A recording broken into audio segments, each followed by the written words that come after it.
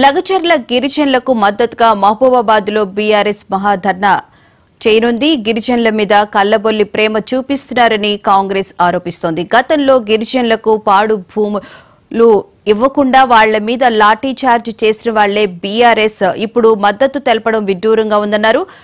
ఎవరు అడ్డు వచ్చినా కొడంగల్లో భూసేకరణ జరిపి తీరుతామని వాళ్లను ఒప్పించి మెప్పించి వాళ్లకు ఏం కావాలో ఇచ్చి వాళ్ల ఇష్ట పూర్తిగానే భూములు తీసుకుంటామని అన్నారు.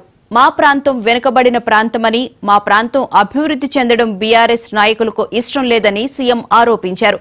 అందుకే అమాయక గిరిజనులను రెచ్చగొడుతున్నారని, గతంలో భూసేకరణ జరగకుండానే ప్రాజెక్టులు కట్టారా, మల్లన్న సాగర్ నిర్వాసితులను ఏ విధంగా మీరు ఇబ్బంది పెట్టారు అనేది తెలంగాణ సమాజం ఇంకా మర్చిపోలేదన్నారు. ఏది ఏమైనా కాంగ్రెస్ తోనే అభివృద్ధి సాధ్యం, ఇచ్చిన హామీలు నెరవేర్చి తీరుతామని సీఎం రేవంత్ రెడ్డి స్పష్టం చేశారు.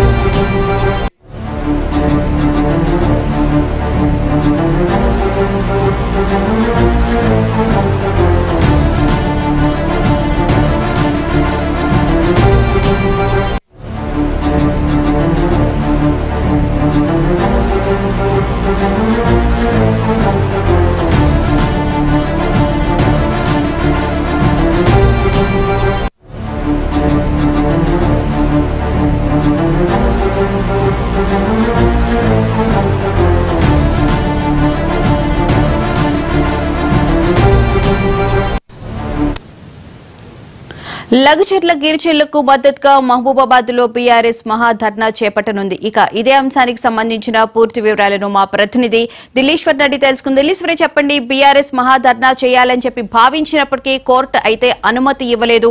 ఈ నేపథ్యంలో అది వాయిదా పడింది. సో గిరిజనులకు సంబంధించి బీఆర్ఎస్ ఎలాంటి స్టాండ్ తీసుకోనుంది? కానీ దీనికి సంబంధించి కాంగ్రెస్ కూడా మీరు భూములు సేకరించలేదని కూడా కౌంటర్ అటాక్ అయితే చేస్తూ ఉంది. వివరాలేంటి? ఎస్ భువన, మనం చూస్తూనే ఉన్నాం. ఇంతకుముందు లగచర్ల ఘటన ఏదైతే జరిగిందో, అంటే లగచర్లలో భూమి సేకరణకు కొంతమంది కలెక్టర్లు, ఆర్టీఓ లాంటి వాళ్ళందరూ వెళ్తే అక్కడ దాడికి అనమాట దిగారు. అంటే జనాల మధ్యలోనే ఉండి ఒక బీఆర్ఎస్ కార్యకర్తలు దాడికి దిగారు అని చెప్పేసి కాంగ్రెస్ అయితే బాగా ఆరోపించిందని చెప్పొచ్చు. అయితే ఈ కలెక్టర్ దాడి ఘటన అనేది కొంచెం పెద్ద ఎత్తుననే కొంచెం స్ప్రెడ్ అయిందని చెప్పొచ్చు. ఎందుకంటే ఒక అధికారంలో ఉన్న ఒక కలెక్టర్కే వీళ్ళు అంటే ఇలా దాడి చేయడం అనేది ఎవరు కూడా హర్షించదగ్గ విషయం కాదు, ఎవరు కూడా సపోర్ట్ చేసే విషయం కాదు. కాబట్టి సో ఎవరైతే బీఆర్ఎస్ వాళ్ళు ఉన్నారో వారు కోర్టుకు వెళ్ళినా సరే దీనిపైన కోర్టు అనేది ఆ పిటిషన్ని క్యాన్సిల్ చేసినట్టు తెలుస్తుంది. అయితే ఈ నేపథ్యంలో ముఖ్యమంత్రి రేవంత్ రెడ్డి మాట్లాడుతూ ఏమన్నారంటే, కొడంగల్ భూమి సేకరణ అనేది అనివార్యమని చెప్పారు. ఎప్పుడైనా సరే ఒక ప్రాజెక్ట్ డెవలప్ చేయాలంటే భూమి అనేది చాలా ఇంపార్టెంట్. అంటే వితౌట్ భూమి కూడా మనం ఏ ప్రాజెక్ట్ని కూడా ఎస్టాబ్లిష్ చేయలేము. ఒక పరిశ్రమ కట్టాలన్నా, మరి ఏదైనా డెవలప్మెంటల్ యాక్టివిటీ ఏది చేయాలన్నా భూమి అనేది చాలా అవసరం. అయితే గత ప్రభుత్వం ఏదైతే బీఆర్ఎస్ ఉందో, బీఆర్ఎస్ కూడా ఇంతకుముందు వేల ఎకరాలని వాళ్ళు తీసుకొని అక్కడ ప్రాజెక్ట్స్ డెవలప్ చేశారు. ఫర్ ఎగ్జాంపుల్ మనం చూసుకుంటే కొండపోచమ్మ రిజర్వాయర్ కానీ, రంగనాయకమ్మ రిజర్వాయర్ కానీ, మల్లన్న సాగర్ రిజర్వాయర్ కానీ, ఇవన్నీ చూసుకుంటే కూడా అక్కడ కొండపోచమ్మ ఆ ప్లేసులలో భారీగా భూముల సేకరణ చేశారు. ఇంచుమించు 10 గ్రామాలు ముంపుకు కూడా గురయ్యాయి అనమాట. అంటే ఆ 10 గ్రాములు ఏదైతే ముంపుకు గురయ్యే ప్లేసెస్, ఆ 10 గ్రామాలని కూడా అంటే భూమి సేకరణ చేసేసి అక్కడి నుంచి ప్రాజెక్టుల నిర్మాణం అనేది చేశారు. కాళేశ్వరం ప్రాజెక్ట్ అనేది కట్టించారు. అంటే కాళేశ్వరం ప్రాజెక్ట్ కట్టించారు కాబట్టి అక్కడ వాటర్ ఫెసిలిటీ అనేది ఈరోజు ఉమ్మడి కరీంనగర్ జిల్లాలో అంతా కూడా వాటర్ ఫెసిలిటీ అనేది వచ్చింది అని చెప్పేసి సీఎం రేవంత్ రెడ్డి చెప్పారు. అదేవిధంగా సీఎం రేవంత్ రెడ్డి మాట్లాడుతూ, మీరు బీఆర్ఎస్ ప్రభుత్వంలో 10 సంవత్సరాలు ఉన్నారు, మరి 10 సంవత్సరాల్లో మీరు ఏ భూమి కూడా సేకరించలేదా అని చెప్పేసి గట్టిగా ప్రశ్నించారు. ఇలా 10 సంవత్సరాలు పాలించిన ప్రజల చేత ఎన్నుకోబడిన ఇలాంటి ప్రభుత్వము ఇలాంటి క్వశ్చన్స్ వేయొచ్చా, ఇలా మా కాళ్ళకి బంధనాలు వేయొచ్చా, ఇలా బంధనాలు వేస్తే మేము ఊరుకోము అని అయితే రేవంత్ రెడ్డి చాలా స్ట్రాంగ్గా కౌంటర్ అయితే ఇచ్చారన్నట్టు మనకు తెలుస్తుంది.